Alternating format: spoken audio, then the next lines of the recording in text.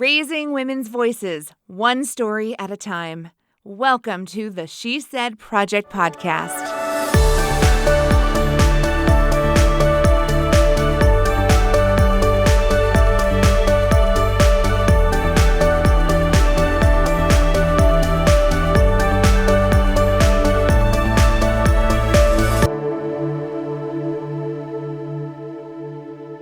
I am so ready for this episode of the She Said Project podcast. Are you ready to have some fun? Always.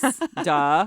Yes. It's a party at the She Said Project. I'm Jeanette, your co-host, your host, your co-host. We're hosting. We're hosts. We're hostess with the mostest. There we go. You know, I'm the director of That's What She Said in many cities these days. Yeah, I don't think you sleep. I'm the co-founder, which is code for I just stand around clapping for everything Jeanette does. Well, I don't want that to be the case, but I do. Well, it works great for me.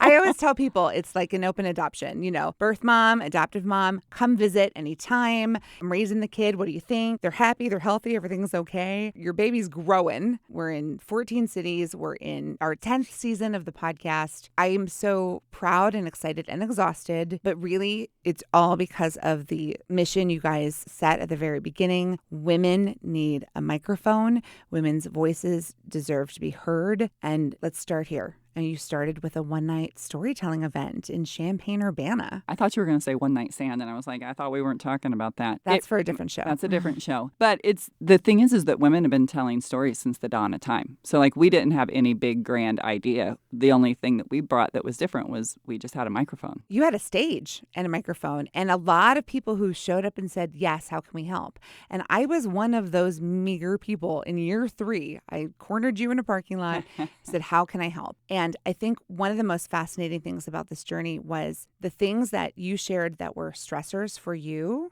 were things that brought me joy. And if you can find that in any relationship, work relationship, when you're looking at the task list, what are the things that bring you joy that you're also good at? I mean, we really found a win-win, and I've just been so grateful ever since. It's been a great thing that I have seen in my own life and then within the show, but also watching these women take it out into the world, because I think this would have never happened had we not had people say, hey, I'm an attorney. Do you need an attorney?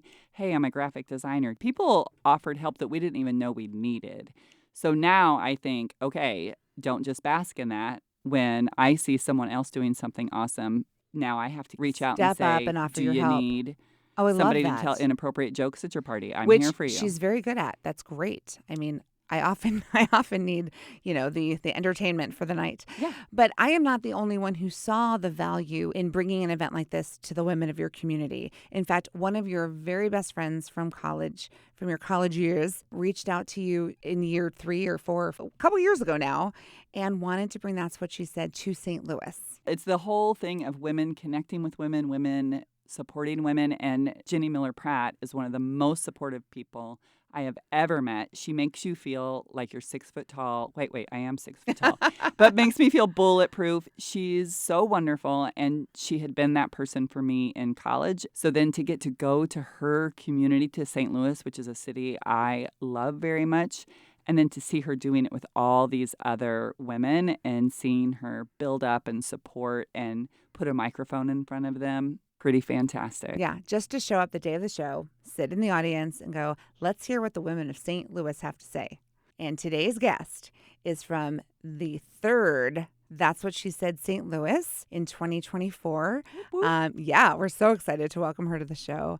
And I think she's on the phone with us now. LaShondria, are you here, my dear? I am. Yay. Thank you for joining us today. I mean, it's been a couple weeks only since your show. How are you feeling? First of all, I want to say thank you again for the opportunity. I am still on cloud 9 from the show. I can start by saying that I was super nervous, but after a few meetings, a few opportunities to rehearse, I feel good, and I'm excited for the show to hit the YouTube, or I'm excited to even see it. So By the time this episode comes out, I think it will be out on YouTube. So our audience, our listeners can go and find it very quickly. But let me just say, you did not look like you were nervous at all. I thought you were born to be on that stage. You just rocked it.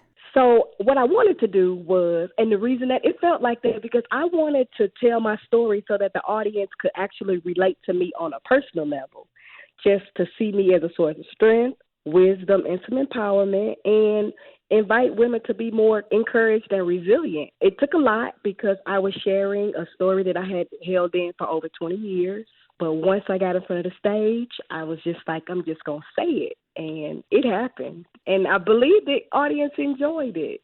Yes, they did. But before we get to your story, I'm curious, how did you wind up on that stage? How did the ask happen? Had you been to a show before? Give me the lowdown on that first. So actually, I have a best friend that I hadn't seen for probably 7 or 8 years, but she had a big sister that I had never met before. So she invited me to the first That's What She Said show, and it was Rhoda Banks.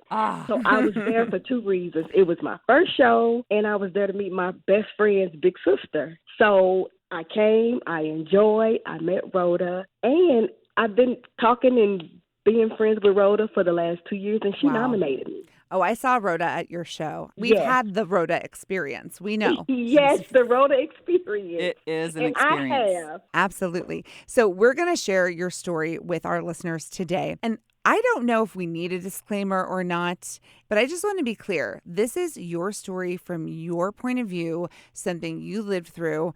I feel like I just want to tell our audience, we are not here to bash anyone's religion or anyone's church or anyone's relationship with God. I know if that might even be giving away too much, but what you shared was both shocking and funny.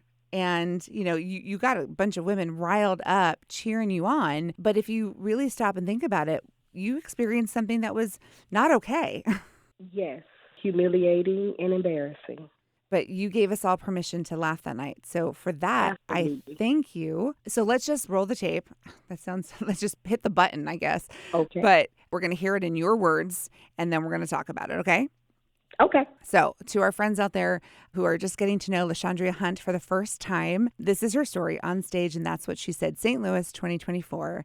Please enjoy New to the Scene. They should create a manual called How to Survive the Black Church. Because just showing up thinking you are about to get closer to God is not enough. You need some protection, but not any old protection. I found what I really needed was a grandmother who attended church every Sunday in a church suit and a badass hat.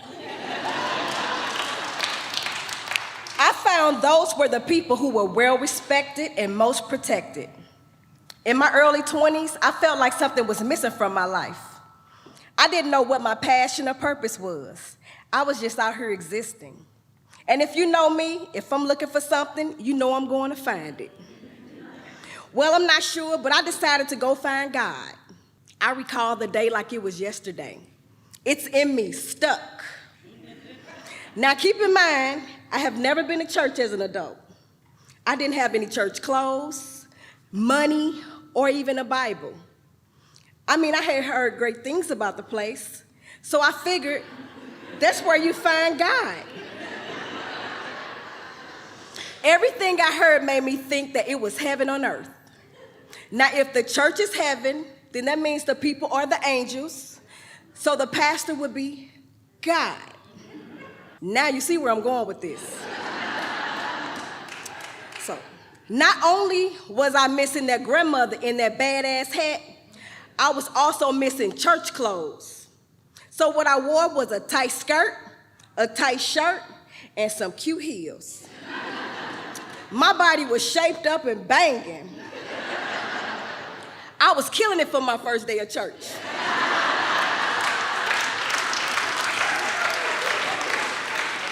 I walked in, and I was greeted by smiling faces and what I thought were very nice people. I was thinking, this is really where the angels are. These are very good people. I was so excited to stand when they asked for the visitors. I stood, the church welcomed me, and it was great. Now when I look back, I realized Matthew 2:13 would have been perfect. It says, run from danger. Flee. But it was my first day. I didn't know any scriptures. I also didn't know I should have ran for my spiritual life. Well, soon as service ended, the pastor ran from the pulpit. When I say he ran, I didn't even get a chance to get my tight skirt out the pew. He moved fast. He asked to take me out to dinner right then and there. Dead smack in the middle of church. I didn't know what to say because remember, if the church is heaven and the people are the angels, this is God. I was confused on why the pastor wanted to take me to dinner because I was used to the street style approach when a man asks you out on a date. But I guess church is more a sanctified version of the same game. Oh well, I said no because I had promised my mom I would make her my famous spaghetti. So I got away from the pastor, but on the way out the door, a deacon caught me and asked could he use my cell phone.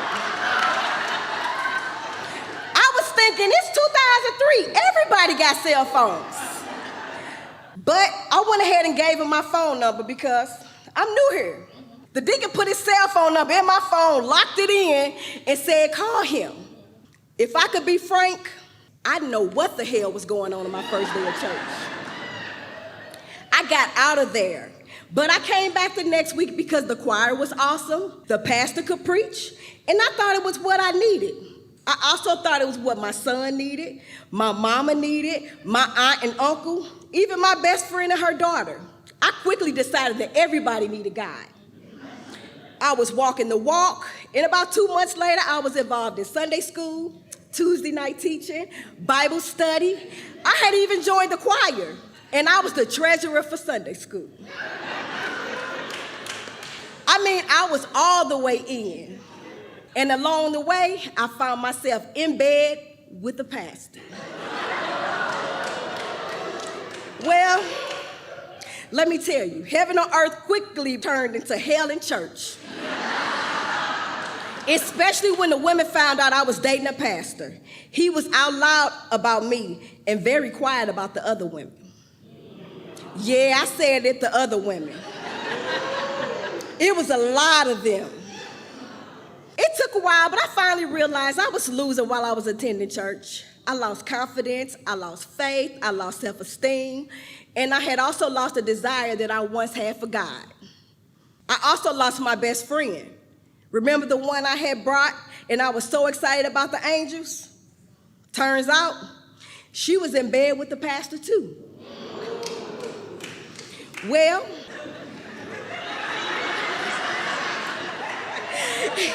I got a friend right here. Well, I finally knew that it was time to go when I realized the women of the church were being intentional about hurting me. They were mean. And if you don't know anything about the black church, well, the pastor's wife is called the first lady, and I overheard somebody call me the second lady. Those were fighting words because I'm second to none.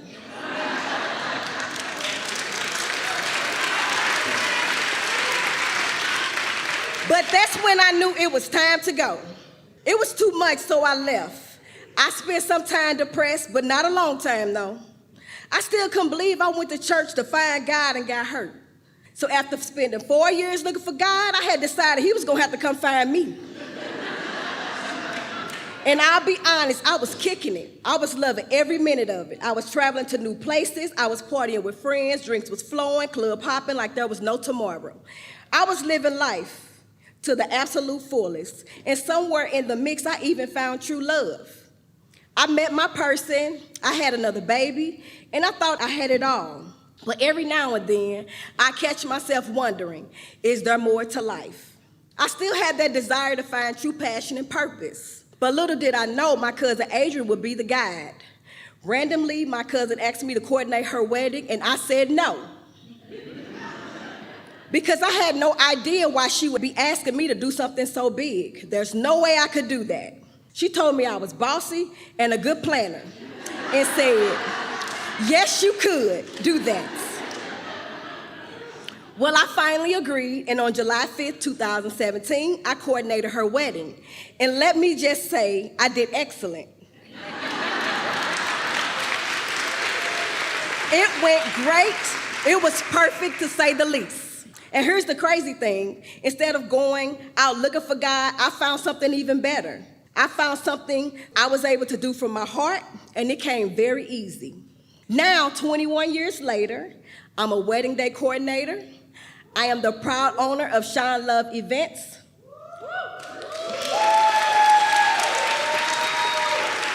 In the last 7 years, I've managed and executed 85 amazing weddings, 10 unforgettable events, and I have truly found my passion, and I absolutely love bringing dreams to life. What I've realized is that this passion and strength was always inside me, waiting to be discovered. I didn't need a manual, an outfit, or even a grandma with a suit and a badass hat. Though I still wear banging outfits, what I needed was already within me. God has been my guide from the start, and as I continue this journey, I know I am capable of rising, thriving, and shining right where I am. Okay, wait. Before we go on one more second, I have to ask you, this is all coming clear in my mind. I was in the front row, and there was a fabulous group of men behind me. Were those your fellas, your boys? Those were my brothers Oh, wow. and my son. Wow. Okay. They have never heard the story before, and they were so proud of me. Oh my gosh, I can vouch for that. They were behind me. So I sat down and they looked a little like deer in the headlights. And I said, hi, is it your first time? And they said something like, yeah, how'd you guess? What was the first clue? And they were so proud. And they said they were there to watch someone. And they cheered so loudly. And you could just feel the love. I was like, I don't know who these fellas are, but they are fantastic. I should send you, I have a picture with them because Please. it made my heart so happy to see. I knew that one was a son and that two were brothers. And Yes. that just made my heart so happy to see that. So sorry, that was just a side note. But as I was thinking back, I'm like, wait, I bet that was your family that I got to meet. It was. I'm Oh. just smiling. Oh, No, the whole audience was surrounding you that night because, again, you were charming and funny and amazing. But the story that you shared, you are on your search for spiritual health and guidance and love and a relationship with God, whatever that needed to be for you. And you found people who were in positions of power who didn't act very godly, in my opinion. That's right. And you survived. I absolutely survived, and it shaped me into the woman that I am today. But you said you And for haven't that, you haven't said that story out loud in how many years? I've never said it out loud, but it's been 20 years that I've been holding it in, that I've been silent. how do you feel now? Yeah. How did that feel afterward? I feel really, really good, but I feel like I've moved past the embarrassment. I've moved past the humiliation. I can have a conversation about it. I can empower someone, and I can also let women know that you're not the first and you're not the last. But we can absolutely get through this. We can get past this. So with that, I feel like it just gave me more room and space to grow. Well, the feedback, I don't know if you could feel it from this stage, but women were losing their ever-loving minds, either laughing Really? or nodding, or like you clearly hit a nerve that people connected to your story. And I wanted it to be that way, and I wanted to end. I didn't want to bash anybody, but I wanted to tell my story. I wanted to tell it my way, my personality, but I also wanted the end for God to get the glory and for people to see me for where I am now, not for who I used to be or what I've been through.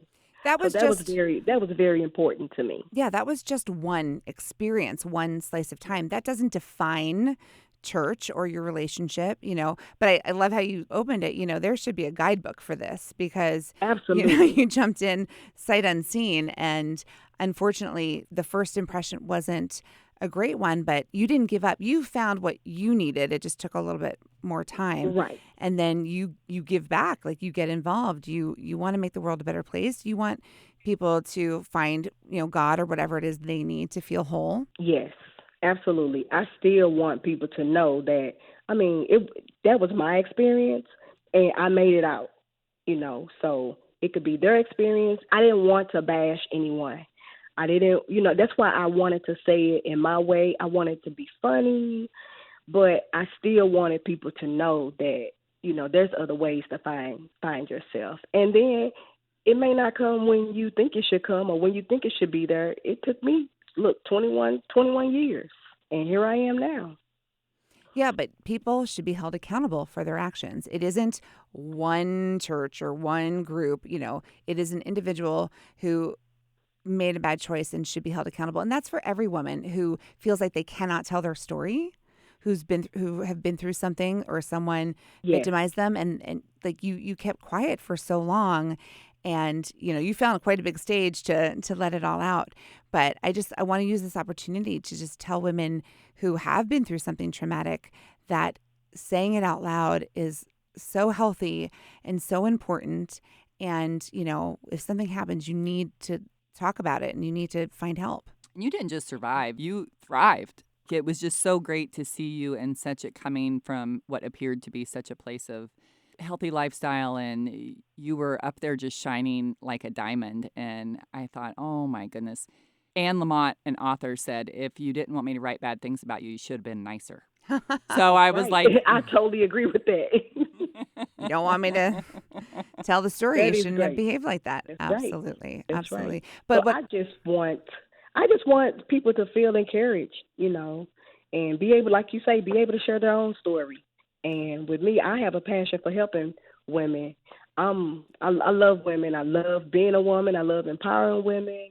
I love giving advice, mentoring. So this right here was something, like I said, I held in for so long.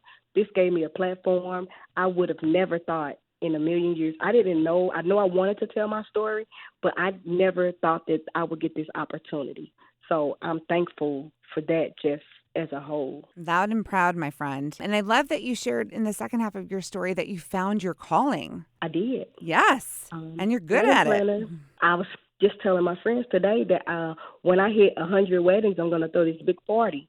So right now I am probably 7 weddings short of my 2025 goal. So yeah, so I'm very excited. I love exactly where I am. I feel like I'm in the place that I'm supposed to be right now in my life. Married, got a son, got a successful business. I couldn't expect anything better than where I'm at right now. I feel like I'm just where I'm supposed to be. and you have so many new best friends. It was so obvious how much the castmates loved each other. Every person that went up there, you could just see the women behind them, literally behind them, holding them up and laughing or nodding. You guys really seemed to be a close cast. We went from 10 to 9, and I'm not sure what happened to our 10th person, but the nifty 9, we bonded. And what's really funny is after when I received the text message to come on the show, I was having dinner with Ashley, who was the first one, was the cancer survivor. So we have absolutely connected. We are friends. We text message, and I just build relationships with new women from different backgrounds. And for that right there alone, I'm thankful because that's growth for me, meeting new people, creating new bonds and relationships. So, yeah, the nifty 9. That's what makes life worth living. Powerful relationships, people that you trust, people that lift you up. I don't think there's anything more valuable. That's right. I agree.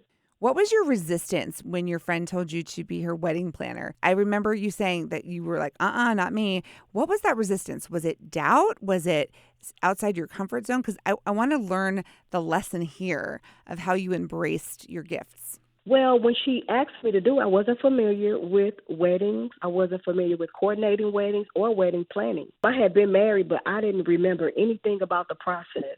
Oh, we never remember the day, right? Like, it's a blur. We can't remember. She was basically like, you're going to coordinate my wedding. And I said, no. And she said, you are. And I did. Wow. I'm not sure why I did, but when I did, it was perfect. People was asking her, like, how much did she pay me? And I was like, wait a minute, I'm supposed to get money for this? And then I just did some research, and it's like it's natural. It's like it's not work for me. I absolutely love what I do. My clients love me. We love you. Well, thank you. And I love you too. Have some new best friends, throughout Illinois. And I just hope that we all stay connected. I'm not sure that's what she said bond is, but I know the Nifty Nine, we are going to stay close, and I'm looking forward to all the rest of the shows. I can't wait. I love that. There are definitely women in every show who are like, I want more of this. And they travel. They travel to different cities to support women they don't even know, because it's just the power of the story and being vulnerable and being there to witness and, celebrate the next and the next and the next. And let's bring them all. Let's bring all these women. Let's raise them all up. Let's pay it forward and keep it going. Yeah, I agree. Okay, so I have about 16 events next year. I'm going to need you to organize for me. Bring it on. I'm going to tap into those talents very soon. That right here. I love it. I need some help up in here. I can do this thing in my sleep. I almost told Janet, Jenny, hey, what you need? I got you. I can help you. You're going to live to regret those words. No, I will not. You just don't know. You just don't know how natural this thing comes to me. Yeah, when you love what you do. I mean, putting on a That's What She Said show, people don't see the work. They show up. It's this beautiful, polished night. They don't see the hours and the sweat and the like, Carrie, you have seen me. You come to a show. You're dressed all pretty. And the lobby is full of beautiful people. And here comes Jeanette with like sweatpants on and no makeup, puffy. And because I've been there since 9 o'clock that morning, and I haven't sat down once, there's so much work. Successful show. Oh, yes, absolutely. That's what we live for. And then a few short hours later, it's like this beautiful thing. And you're like, okay, you look like you'd been strung out honky-tonkin' for weeks. And then the next thing I know, you look like $1 million. Well, the second the ladies are on the stage and the stories begin, my work is done. There's this moment of the lights are on, the show has begun, and that is like my first big exhale. And I'm sure you feel that way when you're at a wedding. That way. When that bride is walking down that aisle, that's when you exhale, right? When she gets down the aisle, and then when we get to the reception, I'm like, phew. Let's go. So I definitely can relate to we that. made it. Ceremony, stressful, reception. It's a cakewalk. That's when you get to go and change and put on some lipstick and, pee for the first time that day. And change my shoes. That's right. Girl, you and me both. I always have another pair of shoes backstage. The ones you see me walk out on the stage and the ones that I have in the wings. That's right. I have on a pair of nice slides, and then for the reception, I have on sneakers. Girl, you could write a book. I love it. Event planning with LaShondria. You needed a book in your story. You needed someone to guide you. I absolutely need a man. Yes. The do's and the don'ts of the church. I love that you said all you need is a grandma with a great hat. That's all you need. Yes.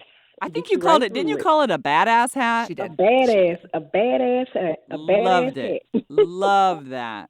I think that's what we all need. We all need a badass grandma hat. with a badass hat telling us, what to do and what not to do. They've seen things. Some support and some protection. Yep.